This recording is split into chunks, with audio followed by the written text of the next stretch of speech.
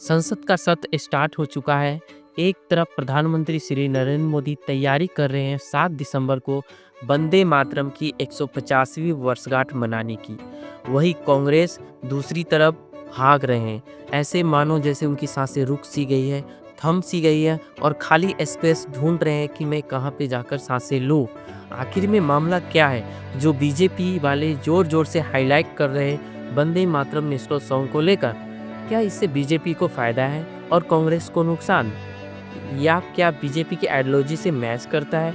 और कितना सच है कि आज़ादी से पहले कांग्रेस के जितने भी अधिवेशन हुए उसमें ये सॉन्ग वंदे मातरम सॉन्ग गाया जाता था, लेकिन आज के टाइम में कांग्रेस कल्टी मार रही है। थोड़ा सा डिस्कस कर लेते हैं वंदे मातरम सॉन्ग को लेकर। देखिए, वंदे मातरम को लिखा है बंकिम चंद्र चटर्जी ने।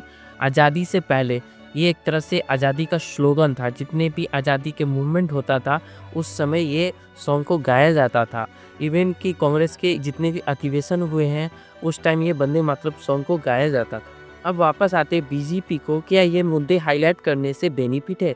देखिए, ऐसे तो जितने भी इंडिया में पार्टी है वो अपना वोट बैंक जानती है कि उन्हें किस समूह के लोग वोट देते हैं। मैं किसी पार्टी को पर्सनली नहीं बोल रहा हूँ। देखिए, अब एक वर्ड है पोलराइजेशन। इसका मतलब होता है कि विचार के नज़रिए से बंटना। सब पार्टी की अपनी अपनी आइडियोलॉजी है और समाज में भी लोग अलग अलग विचार के लोग हैं, और इसी का फ़ायदा उठाते हुए पॉलिटिकल पार्टी ऐसे ऐसे मुद्दे उठाती है जिससे समाज में जो लोग अलग अलग आइडियोलॉजी को मानते हैं वो विचार में बट जाते हैं और किसी एक पार्टी को फॉलो करने लगते हैं। इसे ही पॉलिटिकल पोलराइजेशन बोलते हैं। जितने लोग बटेंगे उतना पॉलिटिकल पार्टी को फ़ायदा होगा। अब देखिए, बीजेपी का जो विचार है वो आरएसएस के विचार से मिलती जुलती है, और देखा गया है कि हिंदू मेजॉरिटी अधिकतर बीजेपी को फॉलो करती है। इस पोलराइजेशन को अच्छी तरह से समझने के लिए आपको कुछ डेटा दिखाता हूँ। वेस्ट बंगाल विधानसभा इलेक्शन का डेटा है जिसमें क्लियर देखा जा सकता है कि 2016 में जब इलेक्शन हुआ था 294 सीटें पे, जिसमें से भाजपा जीती थी 3 सीटें और वोट प्रतिशत आया था 10.20%। और इसमें देखा गया था कि इसका जो हिंदू वोटर्स थे वो 18 से 20% के आसपास हिंदू वोटर्स वोट दिए थे। उस समय क्या था कि भाजपा वहाँ पे जीरो पे थी ऑलमोस्ट। वहाँ पे भाजपा का कोई नामो निशान नहीं था, कोई ध्रुवीकरण नहीं हुआ था। इस वजह से 3 सीटें भाजपा जीती थी। लेकिन नेक्स्ट टाइम जब 2021 के टाइम में जब इलेक्शन हुआ था तो 294 सीटें में से कम 74 सीटें भाजपा जीती थी, और उस समय वोट प्रतिशत भाजपा को मिला था 38.10%। और इस तरह से देखा गया था कि 60 से 65% हिंदू वोट भाजपा को मिले थे। तो उस टाइम में क्या किया था, भाजपा ने एक स्ट्रैटेजिक तरीके से ध्रुवीकरण किया था, और ध्रुवीकरण का परिणाम भी उसको सीट में मिलता दिख रहा था कि 74 सीटें उसको मिली थी।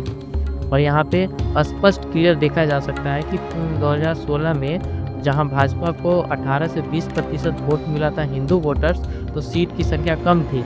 लेकिन जैसे ही 2021 के इलेक्शन में भाजपा को वोट प्रतिशत बढ़ा हिंदू वोटर्स का, और उसके सीट देखने को मिल गया 74। इसी तरीके से लोकसभा इलेक्शन के भी कुछ डेटा है।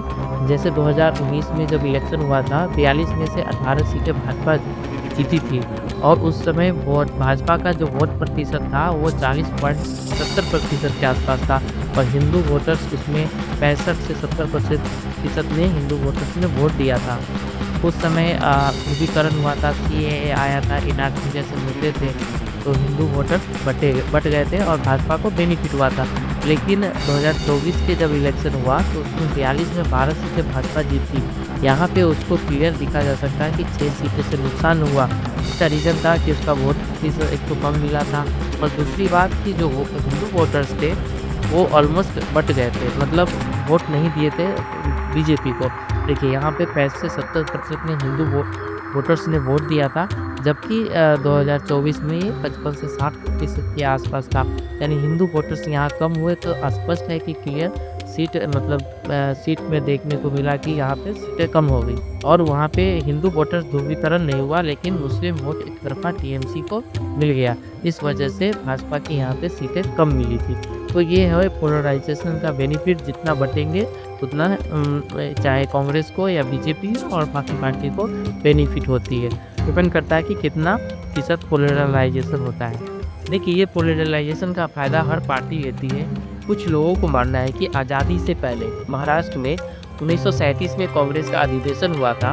उस टाइम में वंदे मातरम के कुछ वर्ड को लेकर मुस्लिम लीडर्स को आपत्ति थी और इस अधिवेशन में पंडित जवाहरलाल नेहरू अध्यक्ष थे और पंडित जवाहरलाल नेहरू ने एक कमेटी बनाई और उस कमेटी में निर्णय लिया गया कि इसके कुछ जो वर्ड्स हैं जैसे दुर्गा है, सरस्वती है, इसको हटा दिया जाए और बाकी एज इट इज़ रहने दिए जाएँ। और ऐसी ही आज़ादी के बाद 1950 में भारत की संसद से मान्यता मिल गई, तब से ये नेशनल सॉन्ग बन गया।